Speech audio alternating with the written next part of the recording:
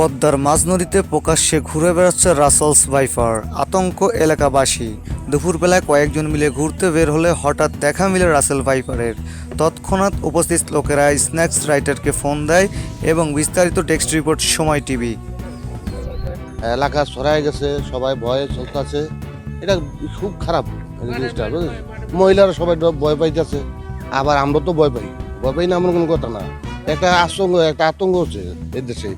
মানুষের বহু কিছু ক্ষতি করতেছে, মানুষ কামড়াইতেছে, মানুষ মারা যাইতেছে। এই জন্য আমাদের এলাকার ভাইবারা তো একটা ঝুঁকি নিছে, ভালো কাজ করছে, ও ধন্যবাদ জানাই। সাপের একটা আতঙ্ক আছে না, ওই আতঙ্কতে এখন বর্তমান মানুষ আছে।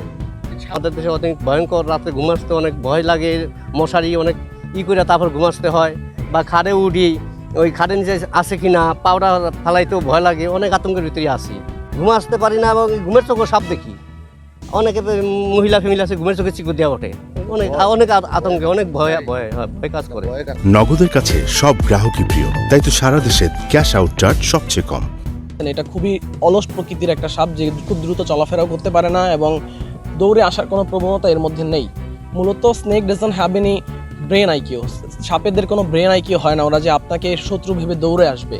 তো ওরা যেটা করে সেটা হচ্ছে এক জায়গায় ঘাপটি মেরে শিকারের জন্য বসে থাকে। যতক্ষণ না ইঁদুর আসে, ভাইপার প্রজাতির সাপ যতক্ষণ না খাবার পায় ততক্ষণ একই জায়গায় ঘন্টার পর ঘন্টা বসে থাকতে পারে। সেক্ষেত্রে যখন আপনি খুব কাছে চলে যাচ্ছেন, ওর একটা সার্ফেস এরিয়া আছে যার মধ্যে ও বাইট করতে পারে, আপনি ওই এরিয়ার মধ্যে যখন চলে যাচ্ছেন, ওর গায়ে যখন পা দিচ্ছে তখন গিয়ে ও বাইট করতেছে। এছাড়া দৌড়ে এসে কামড় দেওয়া বলেন, অথবা দূর থেকে এসে কামড় দিল, আপনি খুব কাছে চলে গেলে যে কামড় দেবে এমনও না। যখন ও খুব বেশি বিপদ মনে করবে, যখন ও ব্যথা অনুভব করবে আপনার কারণে, তখন গিয়ে সে আত্মরক্ষার স্বার্থে বাইট করবে। এছাড়া সাপ কখনোই বাইট করে না। সাপের সাথে মানুষের কোনো শত্রুতা নেই যে ও এই গায়ে পড়ে এসে কামড়